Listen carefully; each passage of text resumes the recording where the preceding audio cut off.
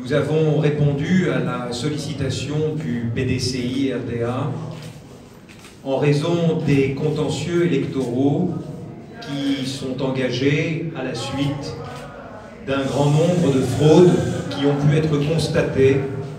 lors des élections municipales et des élections régionales. Avant les élections, des rumeurs avaient déjà indiqué qu'un certain nombre de fraudes étaient envisagées, motivant de la part du PDCI le souhait de faire en sorte qu'un certain nombre d'observateurs internationaux et d'organisations non gouvernementales puissent constater la régularité du processus démocratique. À la commune du Plateau, par exemple, les observateurs internationaux ont pu constater des irrégularités qui ont fait que les résultats faux qui allaient être proclamés ne l'ont pas été et respecté le processus démocratique. Dans un certain nombre d'autres municipalités, comme dans des régions, des fraudes avérées, extrêmement graves, ayant pour certaines accompagné jusqu'à la mort d'hommes, ont fait que le PDCI, accompagné déjà par ses avocats historiques, ont souhaité donner à ce contentieux une dimension internationale. C'est la raison pour laquelle, avec mon confrère, nous avons accepté de venir appuyer, aider nos confrères et plus largement le PDCI, qui dans ce combat pour faire respecter la loi électorale dans ce pays dépasse largement les propres intérêts de ce parti et qui cherche à faire en sorte que le processus démocratique en Côte d'Ivoire puisse être respecté. La condition d'élection libre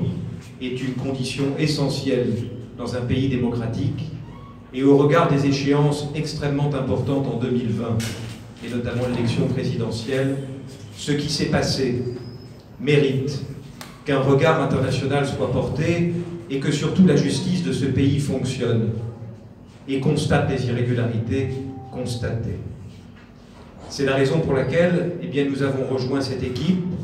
que nous allons apporter notre concours pour faire en sorte que nous puissions plaider, que la justice puisse effectivement passer,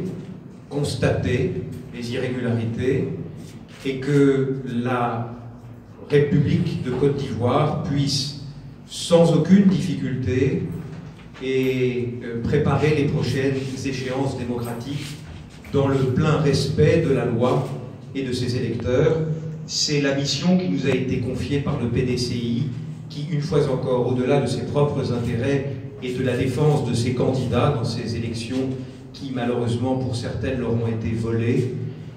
puisse faire en sorte que les Ivoiriens puissent s'exprimer normalement et de manière démocratique. C'est cela qui anime le PDCI et c'est à ce combat que mon confrère et moi-même avons accepté de répondre avec